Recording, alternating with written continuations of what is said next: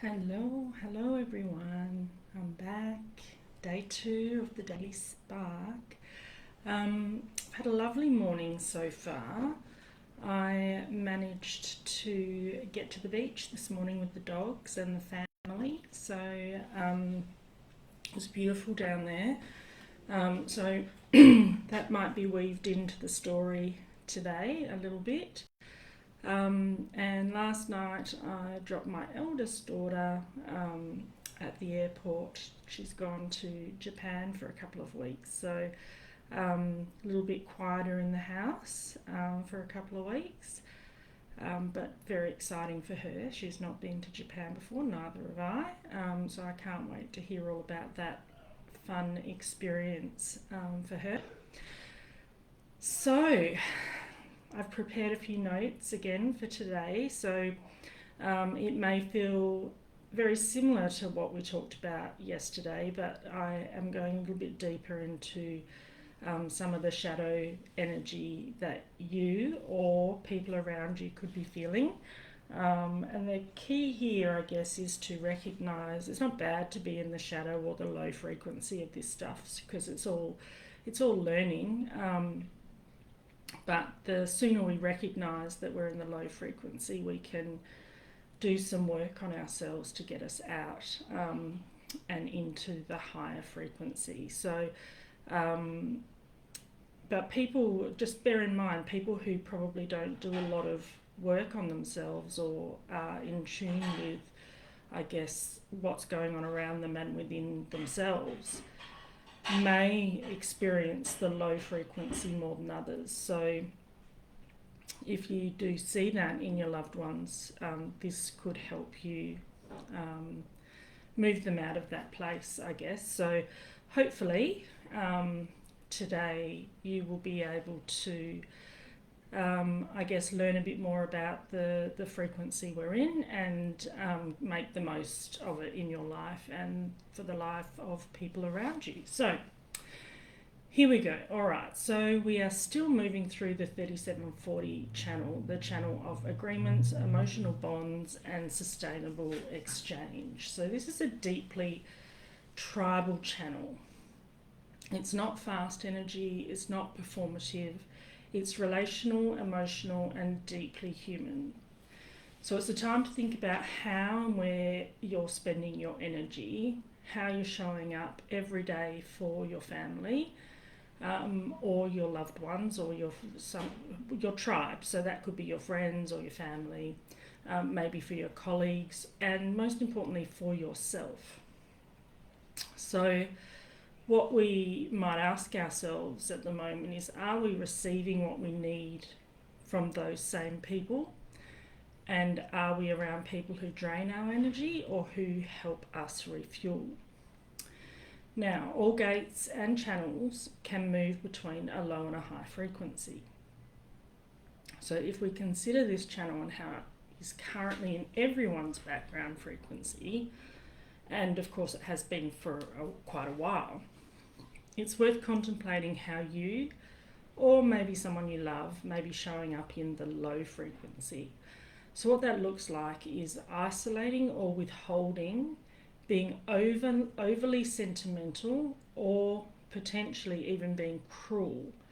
So, have a think about how you may be experiencing some of that negative energy, either expressing it yourself or others may be. Sorry, I'm just closing a few things.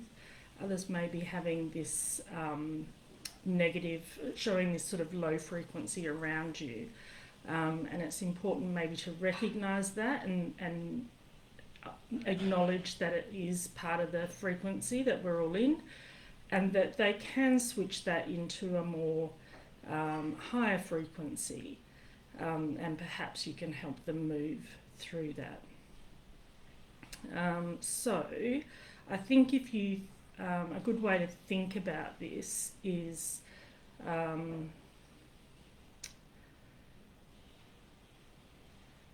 just sorry, got a bit lost in my notes there. So a good way to think about this is think of a tribe, and when a tribe is operating at its best, everyone is helping out. Everyone has a different job that helps. It's not being selfish. It's doing all what you're good at and doing it for the tribe, not just for yourself. So no one is taking advantage of another. Everyone has responsibility and looks out for each other. So you might have the person who is there for emotional support and nurturing, and the person that's there to do the hunting and gathering, and the person who's there to do the cooking, and the person who treats wounds, and the person who tends the garden. So think of all of those things in a tribe, and it's more of this sort of reciprocity than necessarily taking advantage of another. So that's where things like that isolating, withholding, being over sentimental, or even being cruel,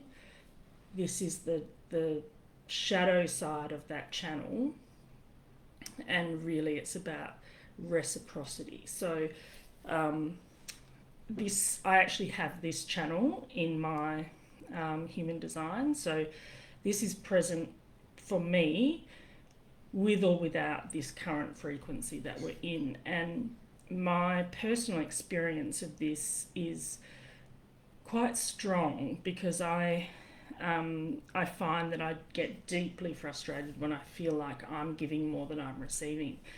And so I do work very hard, either within my family or in the workplace, to make sure that there's this reciprocity. And when I'm not feeling like there is, I do get deeply frustrated in those situations. And it works the other way as well. If I feel like someone's giving me more than what I'm giving them, then I try to find a way to balance that. So yeah, that's sort of, I guess, a real life example from my perspective of how that shows up for me. And like I said, that's with me all the time, but at the moment it is the background frequency for everybody. So let's get to today, which is where the Sun and Earth are placed, and they remain in the gate 58 and the gate 52. But the flavour of the day shifts to a line 2. So as a quick reminder, gate 58 is the gate of vitality or joy, and gate 52 is the gate of stillness.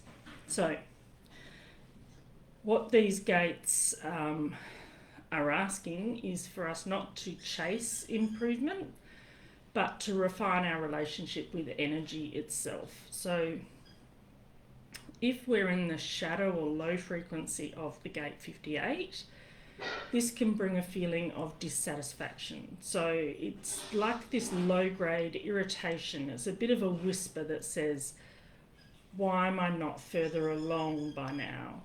Or why is this not working for me?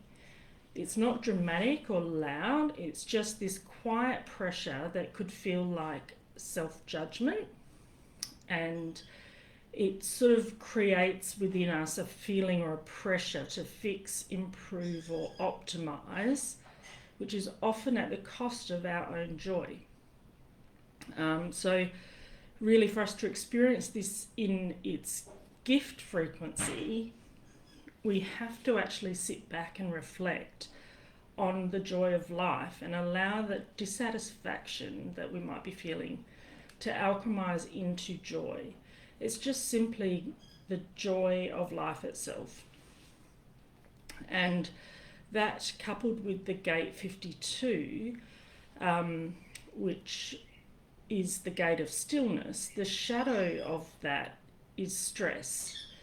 So this makes a lot of sense when you think about it, because when the energy of the day is asking us to be still, but we haven't given our unconscious self permission to be still, our conscious self is still pausing, but our unconscious bodies are still trying to move.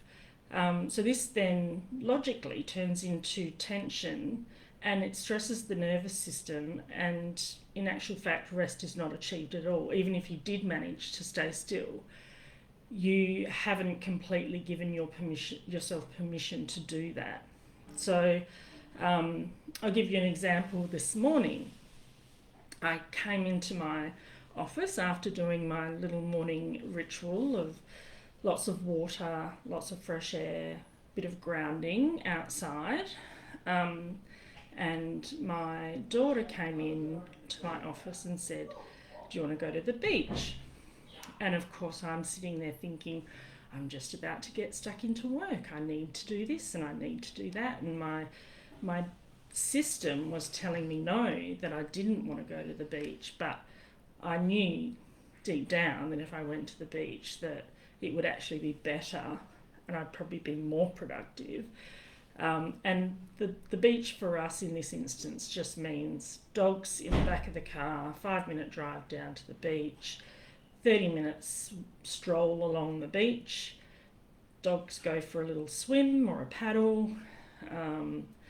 We can go for a swim. I generally don't, unless it's really, really hot.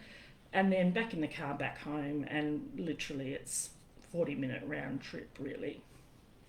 So it's not a big ask, but it actually does have a big impact on my nervous system. So we did that. I decided to do that and go against what my body was trying to do, and gave my body permission to relax. And although it's not completely still, you can interpret that as like I'm moving, but I'm not. It's not productive moving. It's stillness in that I am at a beautiful location in nature, taking in everything around me with family, and my dogs. And yeah, it was a beautiful experience that I really was tempted not to participate in, and love that I actually am listening to these frequencies and understanding how they can make a difference in my life and my happiness and joy and lack of stress. So, my body is so used to holding stress that, its natural state is to feel that pressure. So I'm glad I let go and went for that walk along the beach, because, it feels so much better after doing that. So remember, you don't need to push today. You need to let life meet you where you are. Just like my daughter came and suggested the trip to the beach, and I took advantage of that. So think of how you can do that in your life today. Now, just quickly, we'll cover the line 2 influence or flavour for today. And truly, the line 2 energy doesn't respond well to pressure. So it's very aligned, and it actually comes alive when you do give it space, simplicity, and ease. So remember that. I love that word, ease. It just, when I think about it, it just helps me release any kind of stored stress that I might be feeling. And so today's not about effort, it's about being called out by life itself. So you might notice clarity arriving while walking and not thinking, or insight emerging during something ordinary, or energy returning when you stop searching for it. And this is why doing what feels good today matters more than a day that looks disciplined. So this is why the beach, the body, and the breath are not indulgences, they're calibrators. Now, I'm not sure I'm going to get online tomorrow, so here's a quick look ahead to tomorrow's energetic flavour. So we'll be in a line 3 on Sunday. So tomorrow the energy wants experimentation. So line 3 doesn't perfect, it tests. It learns by doing, adjusting, and bumping into the edges. So today is the quiet tuning, and Sunday becomes the small recalibrations. Nothing too dramatic, nothing irreversible, just gentle course correction. some slight adjustments that feel right and that can bring more joy and vitality into your life. And as I sign off today, a gentle reminder that when the nervous system is resourced, productivity stops needing force. So there we are. Hopefully you got a lot out of today. I want you all to have a great weekend. Feel free to share any takeaways from the Daily Spark in the group. We can all learn from each other. Each of us, when we hear these words and contemplate on them in our own lives, will have a different experience with them. And if you have any stories to share or deep insights or breakthroughs from any of these transmissions, then I invite you to drop them into a comment in the group or a post in the group, and we can all learn from each other. Lovely to have you tune in, and look forward to seeing you at this stage on Monday. Bye for now.